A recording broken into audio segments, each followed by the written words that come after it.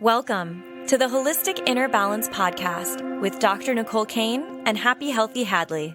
Your go-to resource for natural mental health and wellness strategies so that you can become the expert of your own emotional and physical well-being. Merging modern science with ancient wisdom.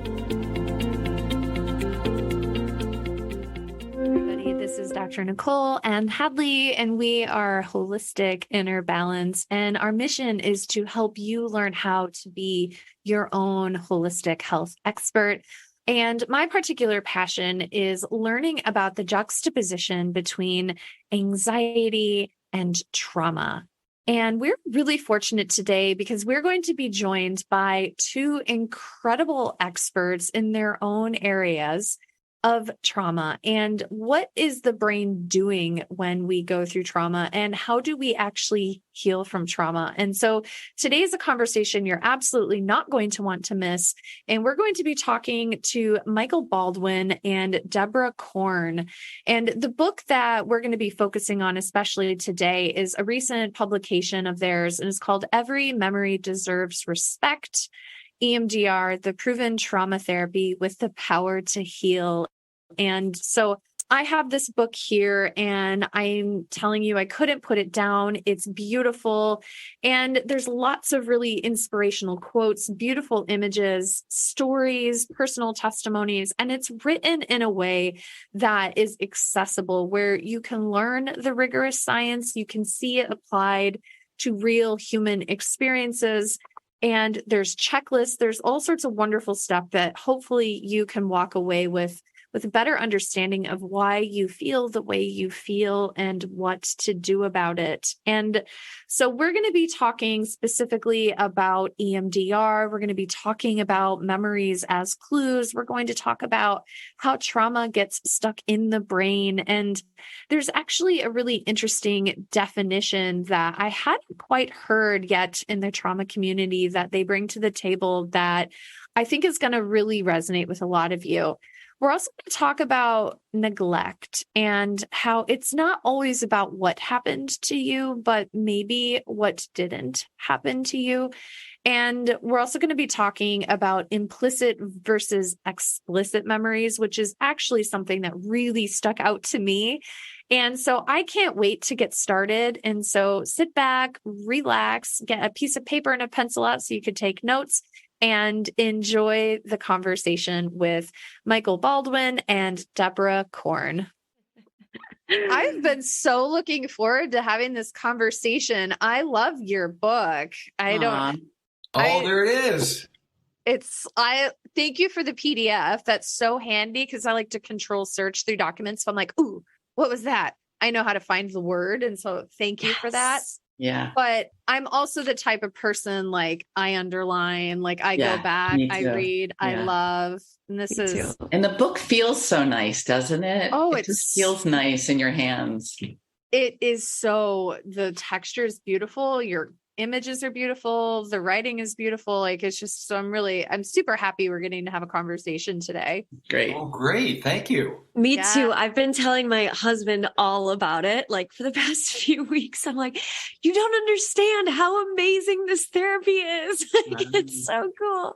Had either of you known much about EMDR prior to reading the book or learning about our message or...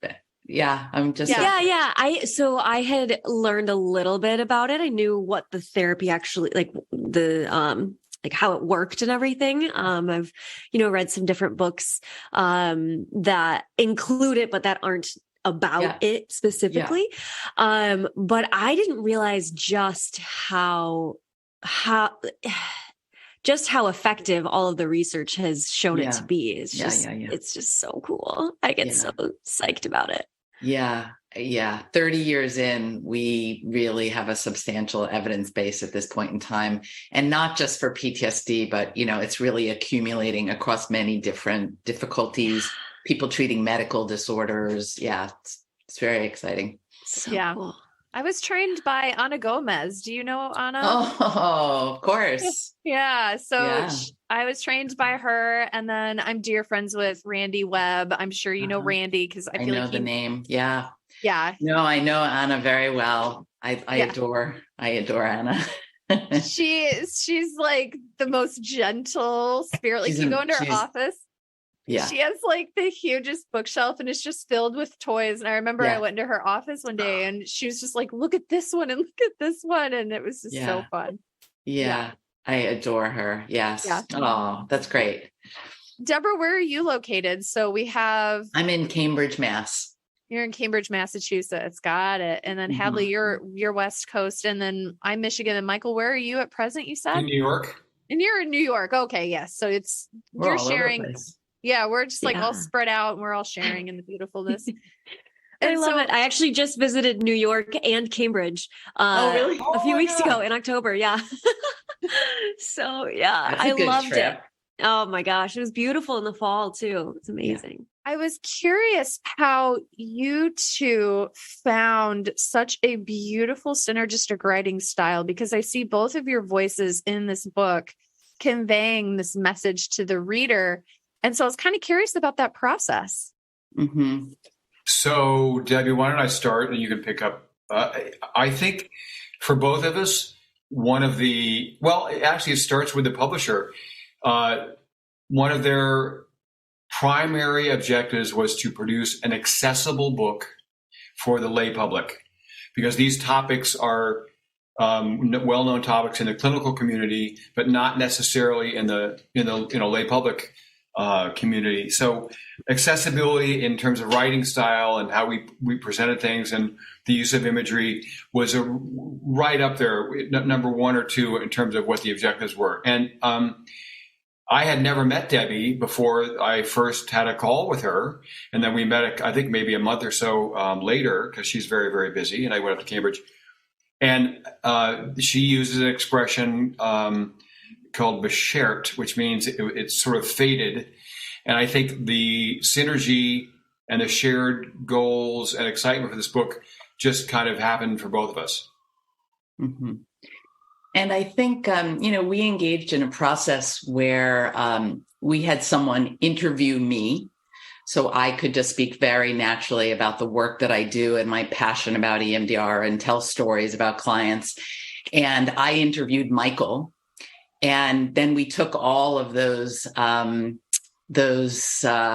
transcripts. And from there, we started to write a book. And as we got clearer and clearer about the story that Michael wanted to share, it started to trigger commentary that I could offer about his story that could kind of bring the workings of the EMDR to life. And so it was just this, as you said, a synergistic process that kind of took on a life of its own once we started dialoguing with one another and once we started putting pen to paper or finger to keyboard. So Hadley, beautiful. Yeah, say Hadley, I feel like I've been running with this and I could probably like just steamroll along, but I want to give you an opportunity to. Yeah. So I want to just kind of go to basics for the audience here and can you just give us just a very basic level in case no one has ever heard of EMDR? I would love to have you explain what EMDR stands for, other than every memory deserves respect. Yes. And what that stands for, and what EMDR really is, how it happens. Yeah, I'd be happy as we continue to talk to kind of walk through what someone might expect if they go into EMDR therapy. But first, let me just give the overview, I think. So EMDR stands for eye movement, desensitization, and reprocessing. So let me break that down a little bit. It's a real mouthful. Desensitization refers to the reduction of distress, fear, and anxiety. Reprocessing refers to the re-evaluation or the restructuring of thoughts and beliefs and the transformation of one's sense of self relative to past traumatic experiences. It's about really moving the past into the past so you can live more fully in the present and get a sense of who you are in the present. Now, then there's the eye movement component. And basically Francine Shapiro, the developer of EMDR, accidentally discovered that purposely moving your eyes horizontally back and forth while focusing on a traumatic memory leads to a reduction in the vividness and the emotional intensity of the memory. And she developed an effective protocol for treating post-traumatic stress disorder and trauma-related problems using this, what we call bilateral stimulation, back and forth eye movements. And she published the very first research study on this approach in 1989. She worked with rape survivors and Vietnam combat veterans.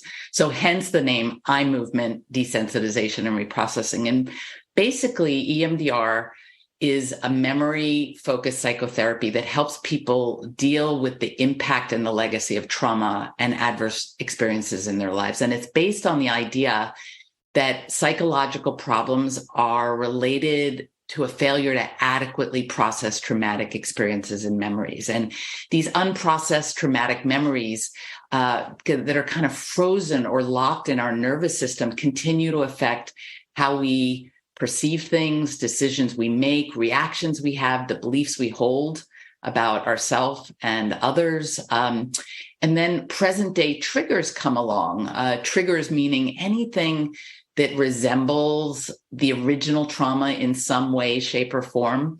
These triggers come along and activate these unprocessed traumatic memories, leading to symptoms that cause ongoing distress. And basically in EMDR therapy, we help clients access and activate their unprocessed traumatic memories with a set of focused questions. And then we jumpstart the brain's information processing system using this bilateral stimulation. And with EMDR reprocessing, a client's distress eventually decreases and relevant adaptive information located in other parts of the brain, helpful present day perspectives, gets integrated. So by the end of treatment, folks are able to arrive at a place where they can truly endorse the belief, the idea, it's over, I'm safe now, or there's a shift in the way they feel themselves rather than, feeling like I was bad or it was my fault. They can arrive somewhere like I was only a kid doing the best that I could. It wasn't actually my fault.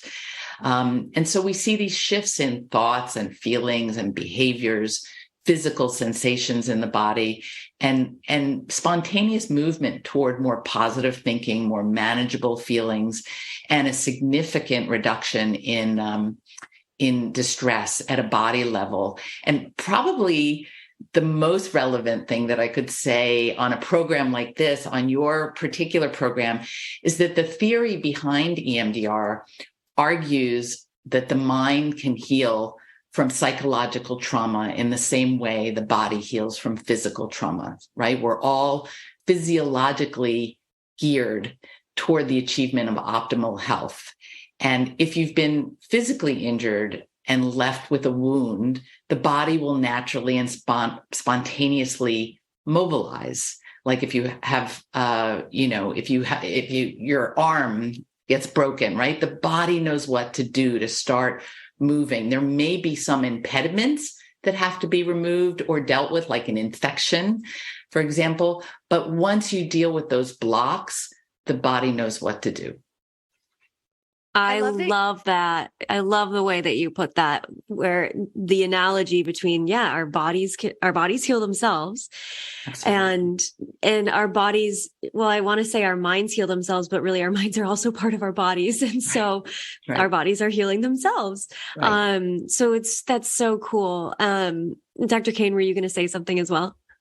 Well, I was just going to ask about the adaptive mechanism of the formation of trauma. And, when we're thinking about how we have this wise mind, this wise body, and we're going through adversive or traumatic experiences, how this process can actually be adaptive. Because I hear a lot of patients when they're learning about this, there could be so much shame of, oh my gosh, I couldn't cope with it. And now I have trauma and now I have to go do EMDR to recover from that trauma. So I was wondering if you could speak on that. So I just want to be sure I'm clear about your question. You're saying the adaptive nature of what our mind does with the trauma. Yes. To allow us to carry on and function. Yes.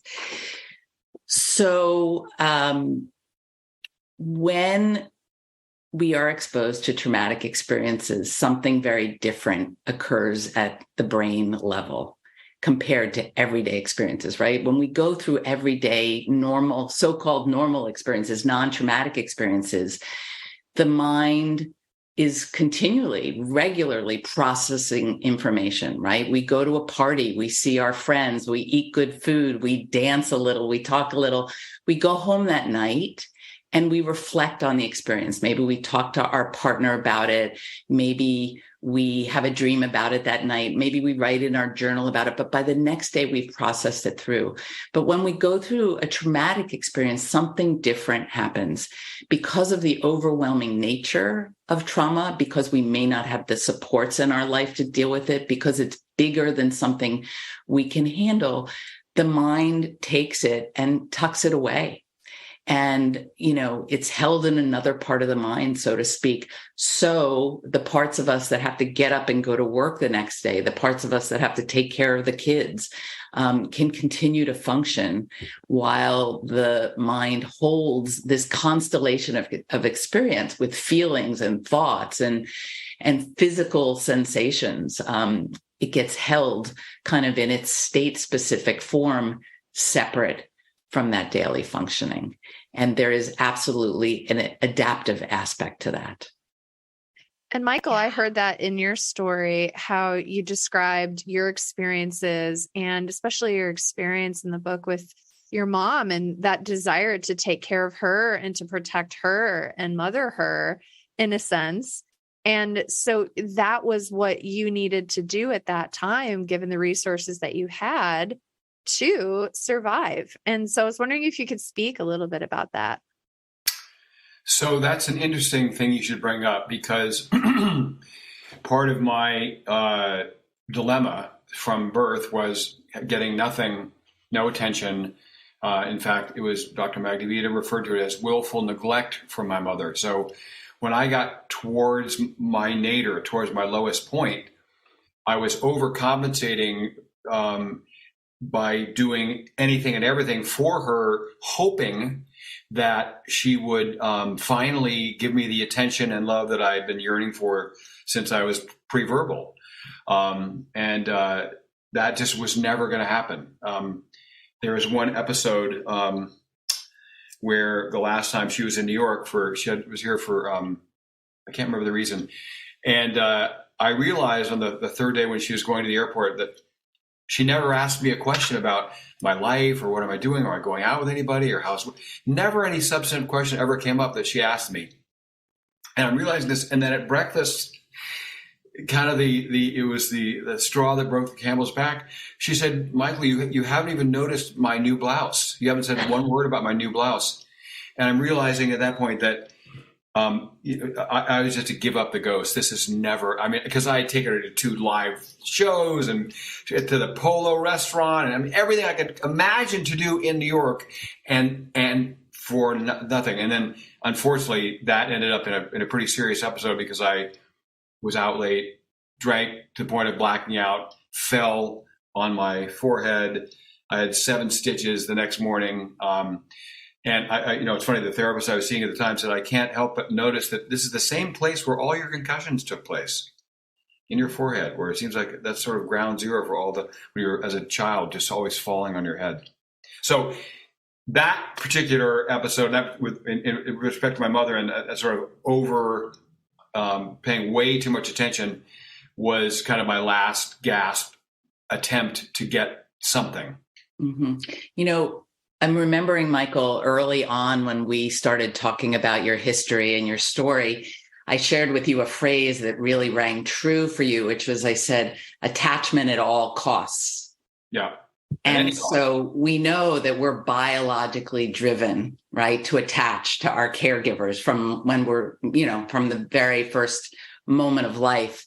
And I think Michael really had to kind of lock away a lot of experiences from earlier in his life in order to maintain that attachment in terms of, continuing that quest to get that love. That was first and foremost. And other experiences really got pushed into the background until he finally arrived in a therapy where he had the safety and the guidance to begin to remember, to begin to process, and to kind of begin to paste together the pieces of his life in a way that made sense for the very first time. Yep. Yeah, so powerful. And the book is incredible. So, if you're wondering more about that, definitely go check out the book.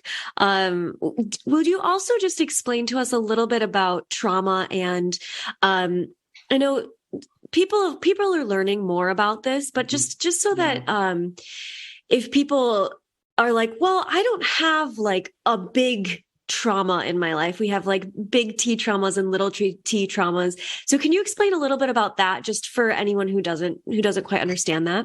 Yeah, sure. Well, trauma is a part of life. It's more a part of life than ever before.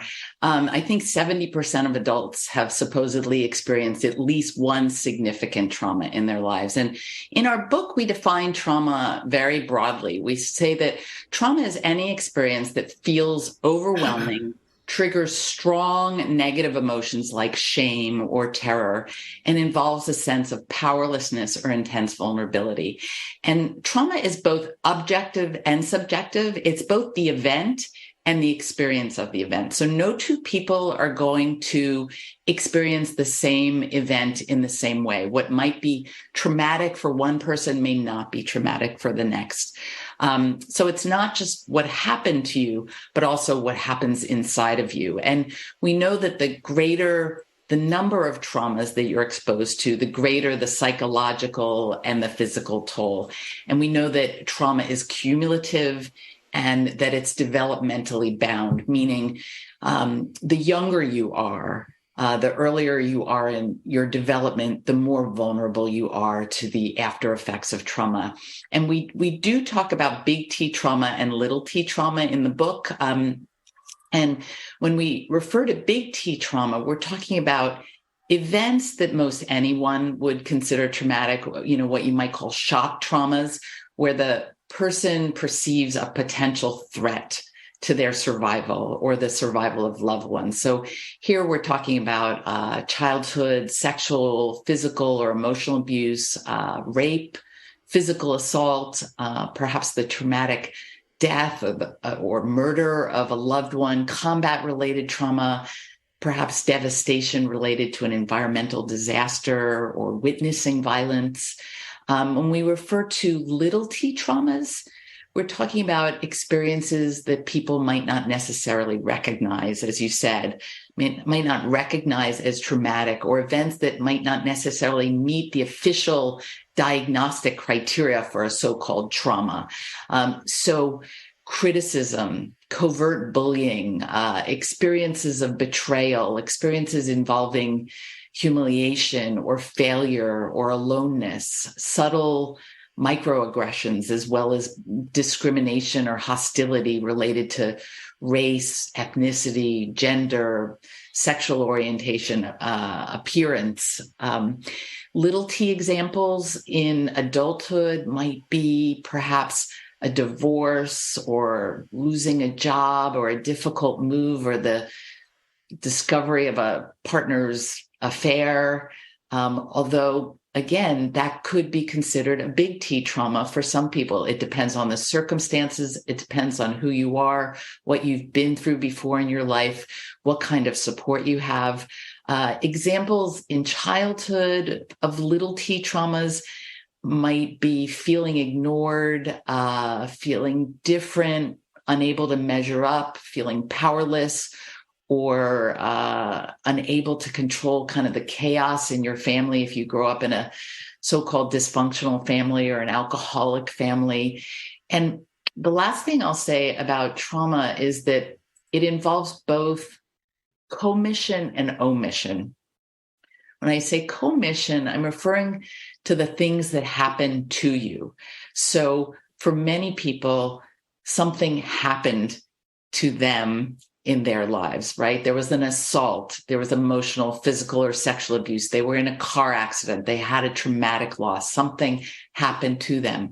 But for many people, trauma involves omission.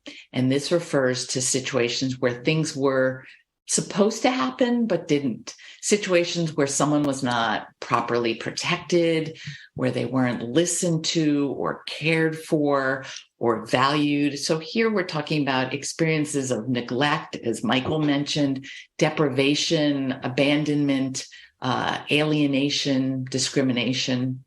So those are the kinds of traumas that often get missed when someone enters therapy and a therapist says, have you experienced trauma in your life? Have you ever been abused? But they don't ask, do you have memories of being profoundly alone, growing up with a frightening parent or a parent who was frightened themselves? Do you recall utter and profound sense of alienation? Therapists tend not to ask about omission. They ask about commission. I really appreciate you giving language to that.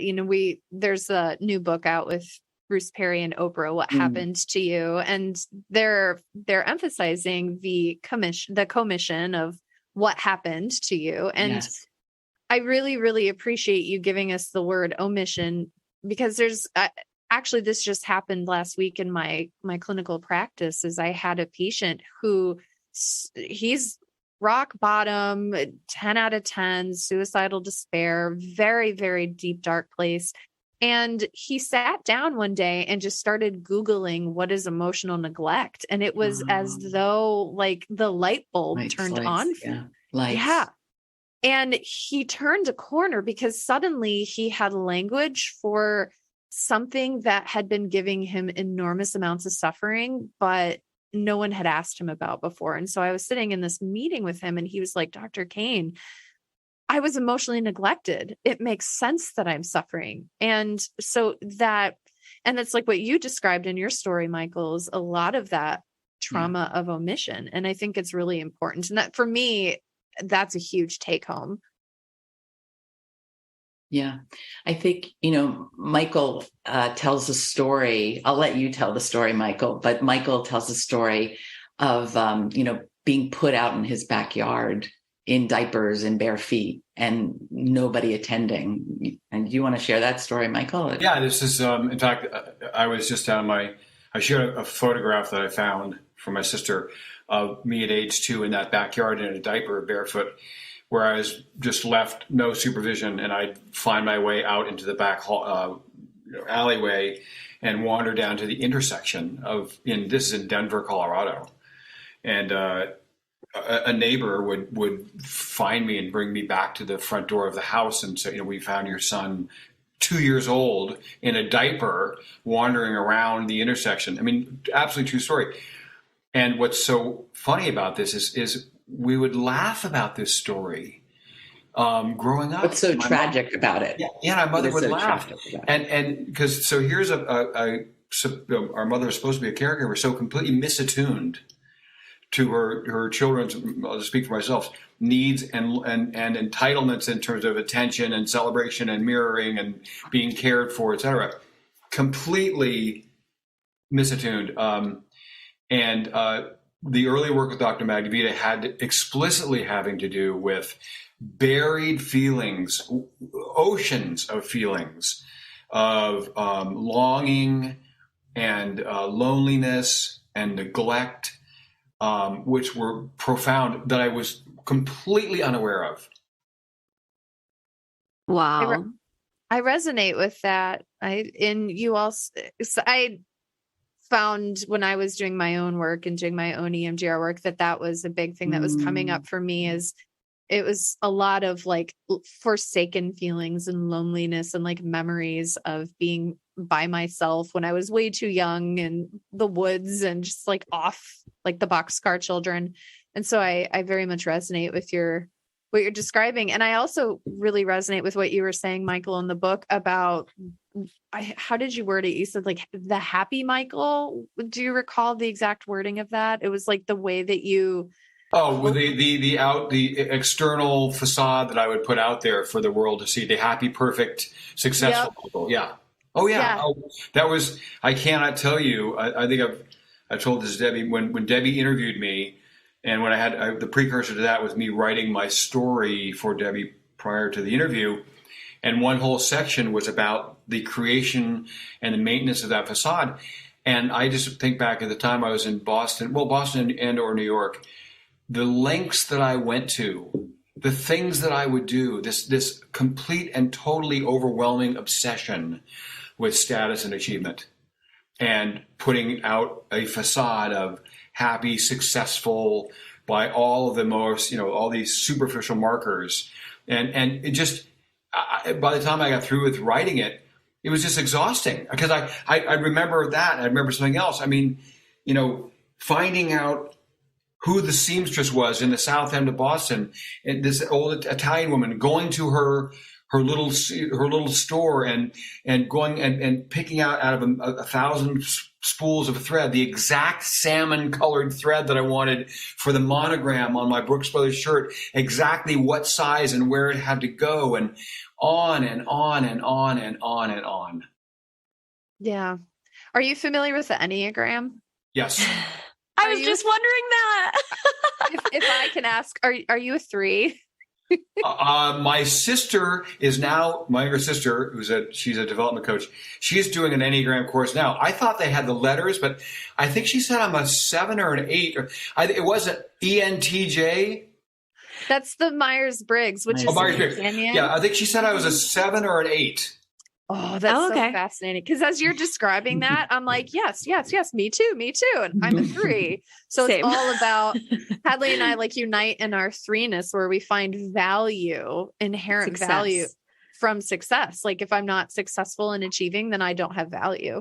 Well, in my case, the flip side of that, it's sort of like always having to keep the plate spinning on the pegs. I'm always having to keep spinning because any comment from a client that maybe I didn't do something as well as I could have, any suggestion, I would go completely off a cliff. Failure, worthless, gonna run out of money. I'll be the guy on the sidewalk with a blanket in the snow in New York City with no money, and completely off a cliff. So there was no.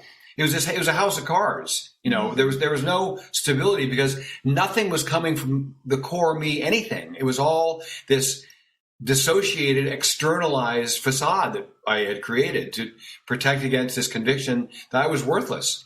I was not deserving of love and attention, the deduction of a pre-verbal infant.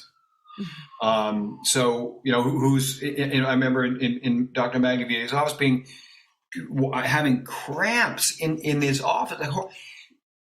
Remember my somatic memories of not being fed, no one coming to feed me, just sitting in this crib in this room, and I'm by myself. I don't know if anyone's ever coming. Mm-hmm, mm-hmm. Yeah. Wow. Yeah. And the body keeps the score, feeling that coming back up. Boy, yeah. And it's like, what is happening to my body? What is going on? I don't know what's happening right now. Yeah. And completely your mind has no control over it. No.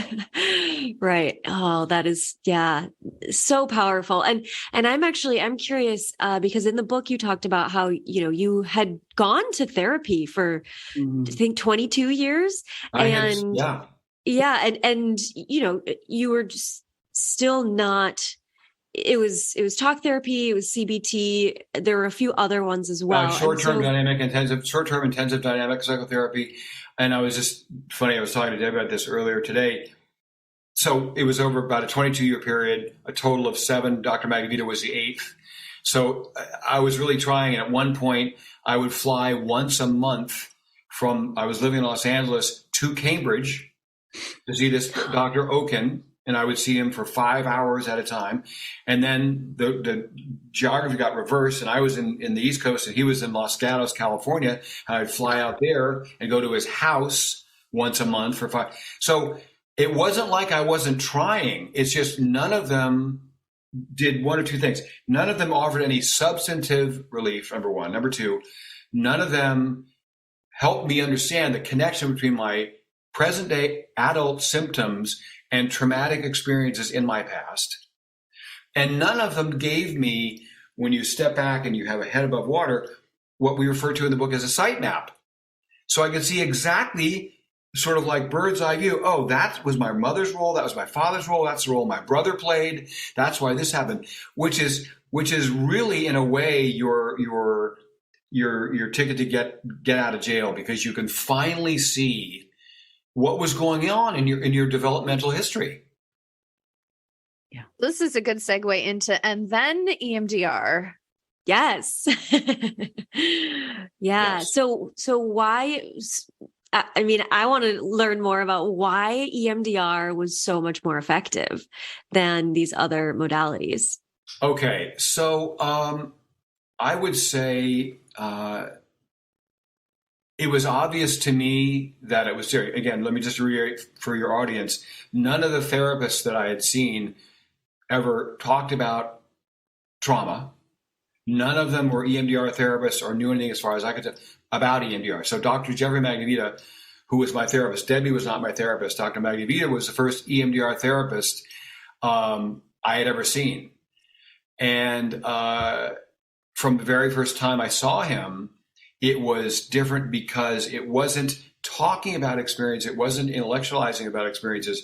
It was experiencing both somatic and emotional. When I said earlier about these just waves, these currents of longing. I mean, that was intensive, I want to say convulsive sobbing, and just like lancing a boil, and it's just coming out. And I had, where is this coming from? And it went on for, because we did EMDR every time I saw him over the course of 2 years. So it was like grabbing right onto that third rail of the real emotional experience, of the traumatic experiences that you had at the time you had them. And it goes up and through your body and out. And then you have this massive relief. And you also understand, oh, that's why that was happening. That's where this sense of dread was coming from.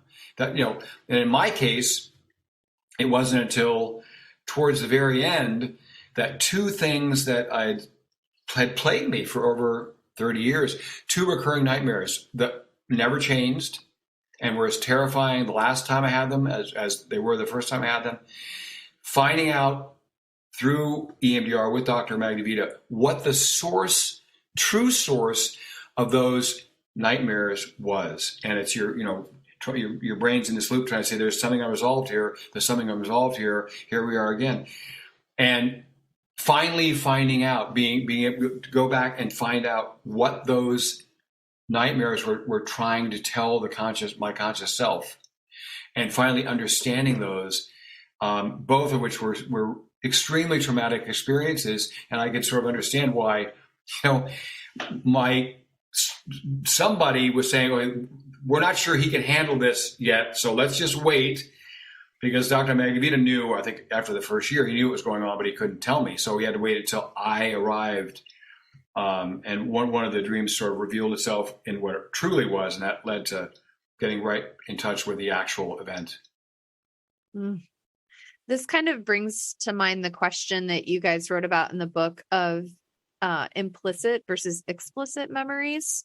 Mm-hmm. And so I have a question about that. And so in implicit memories, you were defining as memories that you can't consciously recall, versus explicit memories are those that you can consciously recall. And so it's kind of like what you were saying, Michael, is like, he may have known within the first year, but you had to come to that arrival yet. And so what I'm wondering, especially as a clinician, is about when, and does this even occur, is when is somebody creatively using imagination and metaphor? And when is this like an actual literal memory? Like, is there a way to discern that? And do people have memories that they have no access to that in EMDR may come up? Mm-hmm. Or does it even matter if it's my analytical brain must know? Yeah. EMDR is not a truth serum. It's not a lie detector. It's, and we know that memories do morph and change over time in our memory. We know we know that memory is not a perfect science at all. So as an EMDR therapist, when somebody comes and reports something, I don't judge, I don't assume. I work with what the client presents with. I educate the client about the nature of memory and that we are not working with this as an absolute. We're working with this as what is emerging, what we have to work with. And very often over the course of processing what comes to the surface, the client's remembrances shift and change and evolve. And I tell people that we're working toward your own personal truth, your own emotional truth. And sometimes so that's when people come with certain memories, certain beliefs about what happened to them, and they want to know, did this really happen? I take a stance of, being a benevolent caregiver that's going to be there, that's going to be at your side, but we're going to explore together. And somehow together, we're going to co-create a sense of what happened in your life. Again, not absolute truth, but some form of emotional truth. But then there's folks who come and say, I have all these symptoms. I am doing all these things in my life. I'm choosing bad people to be in relationships with. I keep repeating these patterns that are not good for me, addictive patterns or self-destructive patterns. And something must have happened to me, but I don't remember. And we typically start with where the person is. We start with if we attempt to kind of float back along symptoms, like I might say to somebody, well, when's the last time you experienced this? And they say, oh, just last week I did this and that. Say, okay, walk me into last week. What were you feeling? What comes up in your body as you think about it? Are there any beliefs or words that go with the experience from last week? And let's float back. Let's just follow that back until you arrive at something that feels similar, right? So we look for memories that perhaps are associated with these patterns, but sometimes we don't even find anything when we explore in that way. And so we start with what happened last week. We target that. We target a feeling. We target a sensation. We target beliefs, and we start there. And that may be the only fragment of a memory that may have been a pre-verbal memory even, right? Pre-verbal memories are implicit memories. They're held in the body. There's not a narrative or a story that goes with them, but they're memories just the same. And they manifest often as symptoms or impulses or urges. And we work with that. So, we bring a lot of flexibility to the work, and never, ever jump to assumptions, and never propose that, we are detectives trying to get to the absolute truth. Our goal in EMDR therapy is to get to a place where people have relief, where they can live their lives fully in the present, and where they can knit the pieces of the puzzle together in a way that makes some sort of coherent sense. Michael used the term sight map. By the end of his therapy, he had a sight map. He knew where he was and where he was relative to where he had been, and he had a sense of where he was going, where he wanted to go from there. Hadley, you had asked the question, I think, earlier about what is it like if somebody goes to EMDR therapy, like what actually happens? Mm-hmm. Yeah. So when people come for therapy, early sessions involve taking a thorough history, coming up with a treatment plan collaboratively. I focus with people on establishing safety and trust within the therapeutic relationship. We work on what we call resourcing or skill building work if needed to make sure that a client feels ready to approach challenging emotional material, that they've got the emotional muscles to do that work. Most people don't show up saying, I'm here to work on my traumatic memories from age 5 or age 12. Most people walk through our doors and they say something like, I'm miserable, or I'm having trouble at work, I'm having trouble coping, my marriage is falling apart, I'm depressed, maybe someone in this day and age, maybe people walk through the door and say, I think I'm suffering from PTSD or anxiety. And we often, as I said, begin with the client's current distress, and we float back looking for the root of the distress. We search for relevant memories to target. And once a target memory is identified, we might have a treatment plan where we've listed many different events, many different experiences, omission and commission across someone's life that we're going to address over the course of treatment, but we decide to start somewhere. And typically I start with people around a memory that is linked to symptoms that are causing the most disruption in their lives, a memory that feels most active or most acute or most related to the current distress. And we activate that memory through a series of questions, and then we introduce 30 to 60-second sets of eye movements or bilateral back and forth stimulation to jumpstart and support the brain's stalled information processing system. Now, over the years, we've discovered that other forms of what we call bilateral stimulation are also effective in reducing distress. So we might have clients track our fingers with their eyes as the fingers move back and forth in front of their eyes, or track a light that moves back and forth, or we might have them listen to alternating tones while they're focusing on the memory, or we might tap back and forth on their hands as they rest their hands in their lap.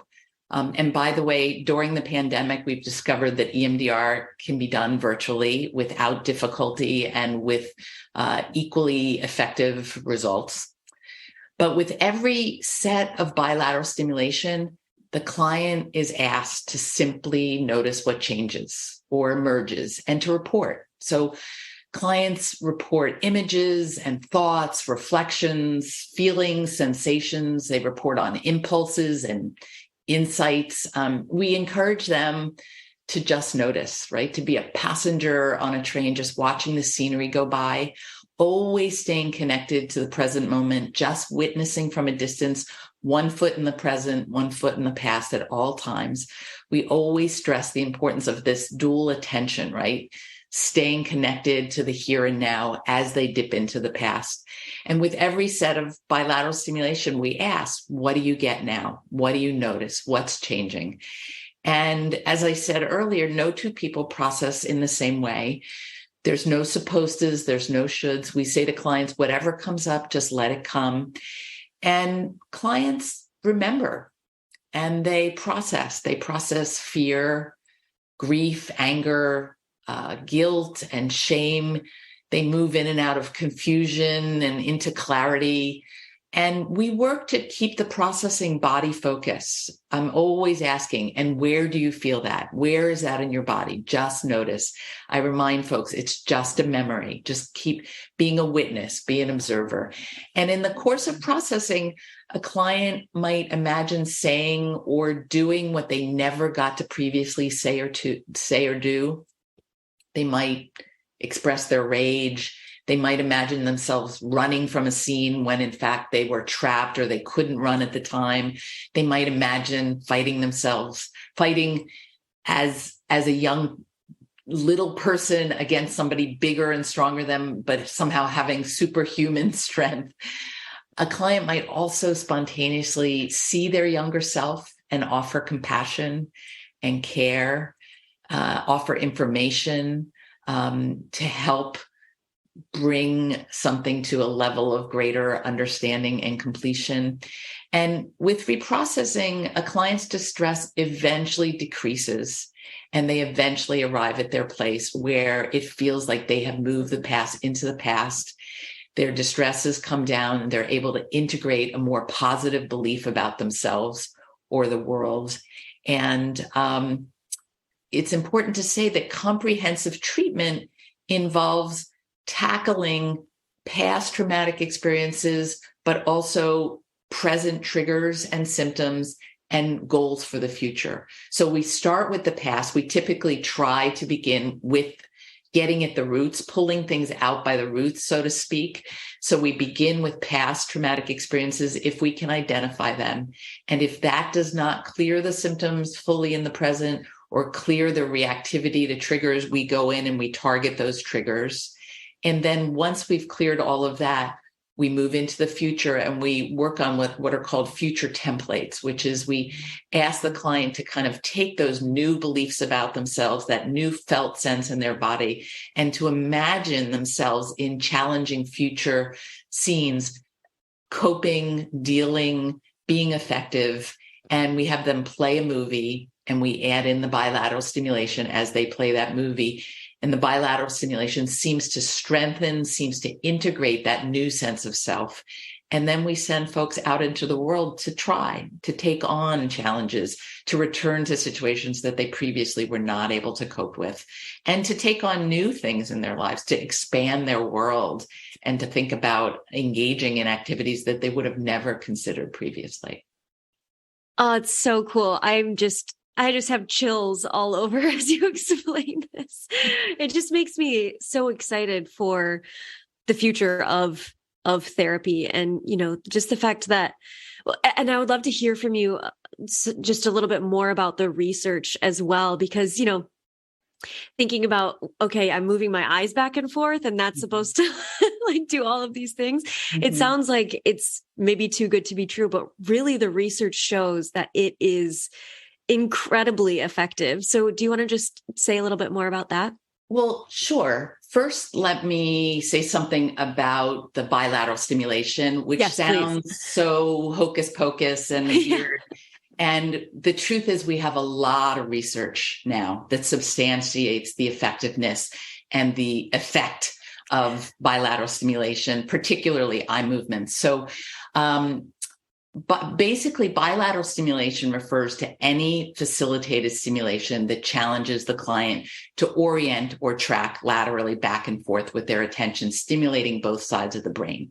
And there are over 30 randomized controlled trials that substantiate the positive effects of eye movements. And we can now unequivocally report that eye movements, first and foremost, reduce negative emotions, imagery vividness, and emotional arousal. And eye movements increase or enhance memory retrieval, recognition of true information. Eye movements lead to positive neurophysiological changes, flexible thinking. And there are many hypotheses about the mechanisms behind EMDR's effectiveness. The one that's actually gotten the most support in terms of research is called the working memory hypothesis. And that suggests that eye movements, as well as other forms of what we call dual attention stimulation, focusing on a memory while engaging in some other activity, not necessarily bilateral, but at the very least, dual attention, right? Requiring the client to focus on a memory while doing something else. And the idea here is that dual attention stimulation taxes the limited capacity of working memory, leading to a reduction in the vividness and the emotionality of a traumatic memory. By distracting a client as they are trying to hold a memory at the front of their brain in working memory, we see this deterioration of that memory as they engage in other activities. So there's plenty of other hypotheses I could talk more about, but I also just want to say that I think there's over 44 randomized controlled trials, RCTs, demonstrating the effectiveness of EMDR for PTSD in civilian adults. So it's an evidence-based top-tier treatment for this condition, and it's strongly recommended as a treatment for PTSD in the treatment guidelines of organizations around the world. So the World Health Organization, the International Society for Traumatic Stress Studies, the U.S. Department of Veteran Affairs and Defense, the American Psychological Association, so on and so forth. And in addition, there's evidence mounting in support of EMDR therapy for PTSD in children and adolescents, for acute PTSD reactions associated with recent trauma, for combat PTSD, for unipolar depression, for chronic pain, and for complex PTSD. And clinically, aside from the research, it's being used with every kind of diagnosis and issue imaginable, not even necessarily recognized as trauma-based disorders. So we're using EMDR with eating disorders, with body dysmorphic disorder, with phobias, with generalized anxiety, with sexual dysfunction, with fibromyalgia, with medically unexplained symptoms, with OCD, even with psychotic disorders. We're treating people with EMDR. Which I think goes into that whole debate between the American Psychiatric Association's DSM and then what the counselors, therapists, and psychologists are saying about adversive events and trauma in the nervous system. Yes. Yeah. So I'd love to see that being reflected in the DSM. So one day we can hope, and we can fight. I think that's right. We have to be mental health advocates, and we have to be advocates based on what we're seeing in our years of clinical experience. And so transformation is possible. I feel like, Michael, you're a brilliant and beautiful example of that. And so as we're coming to the end of our conversation, I was wondering if you'd be willing to share a story of hope and a story of success for those who are listening that feel like they're at that kind of rock bottom. I've gone to all the therapy and that despair from not getting the results they want. Yeah, well, Debbie knows what I'm going to say, what's come to mind. So by way of working through with Dr. Magdavita and with EMDR, for me, my trauma history, and in my case, a lot of that had to do with my relationship with my brother, who was my bully growing up. I also had a bully in school, and anyone who's dealt with bullying knows that you never feel safe. You basically live in a state of terror. You never ever feel safe. By having worked through that and with Dr. Magdavita, Dr. Magdavita and EMDR, and as Debbie said earlier, the desensitization of all of those traumatic memories with my brother David, and at the same time, almost in an eerie coincidental way, my brother started his own EMDR journey, and we kind of came together, this interesting nexus. So right before the book came out, I reached out to my brother, and he reached back. And I was reaching out because I didn't want Dr. Magdavita felt strongly that I didn't want the book to come out without me telling him about the book. His response was, you can say whatever you want about me. I don't care if this means that we finally might have a chance to be brothers. So in answer to your question, dividends and success from EMDR, in my case, this person was terrifying to me up through graduating from high school. And I had PTSD from my brother. We'd have reunions 2 decades later, and he'd raise his voice, and my whole body would go like this, So it was serious PTSD from my brother. And we recently had our first week, the first time we ever spent together as brothers. The Monday of the week, it was up in this wonderful house in Vermont on the lake, the Caspian Lake, was his 70th birthday. So this person who was my bully, from whom I was estranged my entire adult life. I only have one brother, 2 sisters and 1 brother. I now, over the last year, have had a Zoom call every Friday. We had our first time together at that first week on his 70th, celebrating his 70th birthday.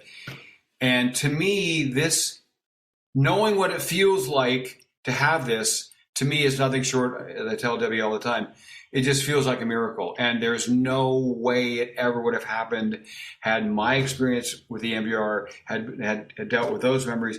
Likewise for him, because I'm now experiencing the adult outside of that crucible of the dysfunctional family we both grew up in, that formed who we were at the time, all of us in survival strategy, survival mode. I'm now getting to experience the real David, my brother David.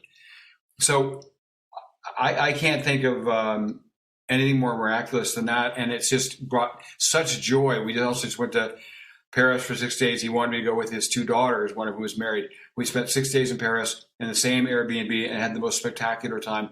And we actually ended up sharing a room and sharing bunk beds like we did when we were kids. And I'm sitting there when David would turn the light out, and I just know he's up there. We're talking for a little bit, thinking, I can't ever tell him how much this means to me because he'll think I'm insane or something, but just the nourishment of it and having wanted it so much since I was a boy and never having gotten any attention or love from him, which I now feel in spades. Oh, that's so amazing. And what a gift that he was doing his own EMDR work as well. With one of Debbie's colleagues, no doubt. Oh, so how does somebody find a good, qualified, trained EMDR clinician? Debbie? I would encourage people, first and foremost, to check out our website. And on our website, there are links that will take them directly to the EMDR International Association, which has a Find a Therapist directory. And our website, if I may, is the name of our book, everymemorydeservesrespect.com, all one word. And there are EMDR therapists in all 50 states of the US and around the world. And one of the later chapters in our book talks all about how to think about finding an EMDR therapist that's right for you. Give a list of questions to bring with you to a first conversation with a therapist. We help people think about what's important.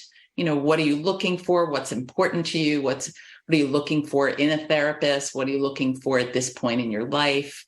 And so I would encourage people to reach out, and they'll find when they go to the Find a Therapist directory that there are different levels of credentialing. There are certified therapists, there are consultants, but anyone that is involved with the EMDR International Association is somebody that's committed to doing this work, committed to learning, committed to offering their patients the best that they can offer them. They don't only have to see someone who is a certified therapist or a consultant. They can see someone that has EMDR training and lots of years of experience. And those are the kinds of questions that they want to be asking in trying to get a sense of whether someone's right for them. Yeah. Amazing. The questions in the book are really good. So all y'all definitely buy the book because it's so helpful to know, like, what do I even ask when I'm calling a prospective clinician? So thank you for including that. Yeah. Yeah. And I do want to just say that, we're going through a mental health crisis in this country, around the world. There's a shortage of therapists. There are a lot of EMDR therapists. But I just want to say to people, be persistent. If you make a call or make another call or send an email, don't give up hope. Be persistent. Ask about wait lists. Ask if somebody isn't available. Ask if they know someone else that's available. Just don't give up. Michael's story is one of persistence over 22 years. And I just want to urge people that it is worth the effort to find the right person for you. And they're out there. Absolutely. And so how can people connect with you? How can people buy the book? You want to give us some information I'm going for to that? send you right back to where Debbie started, which is they can go to www.everymemorydeservesrespect.com. You can buy the book there. It'll take you to I think it goes right to Amazon. And you can contact Debbie or myself on the contact form. You can sign up and be a subscriber on the site. And there's also so many interviews and podcasts that we've done, mostly that Debbie has done, that are wonderful. I tell Debbie all the time, she never believes me, that I listen to every interview she does, and I'm just mesmerized. I am. And it's like I'm hypnotized. I know, I'm just mesmerized.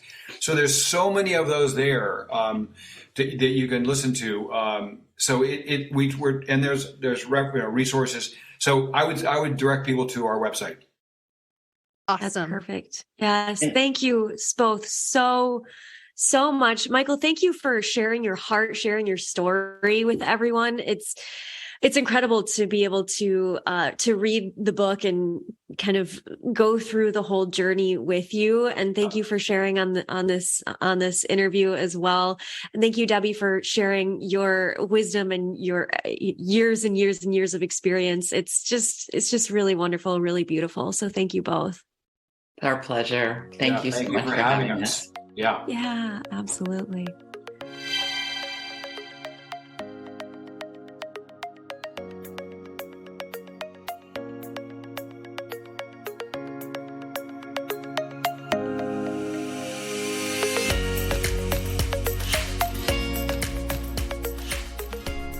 The recording you just listened to consists of the personal opinions of Dr. Nicole Cain, a naturopathic doctor with a master's in clinical psychology, and Happy Healthy Hadley, an Ayurveda expert with a master's in health behavior and health education. While these opinions are based upon literature, counseling, education, medical training, and clinical experience, this content should not be viewed as the definitive opinion on these subjects. Listening to this podcast is not a substitute for any sort of medical, psychological, or other form of treatment. If you are in a crisis, please call 911 or call the National Suicide Prevention Line at 1-800-273-8255. If you are in need of counseling, don't hesitate to make an appointment with a counselor in your area. Dr. Nicole and Hadley are passionate about you becoming the expert of your own emotional and physical well-being. If this resonates with you and you think this podcast would help someone you love, please share it with them. We look forward to seeing you on the next episode of the Holistic Inner Balance podcast.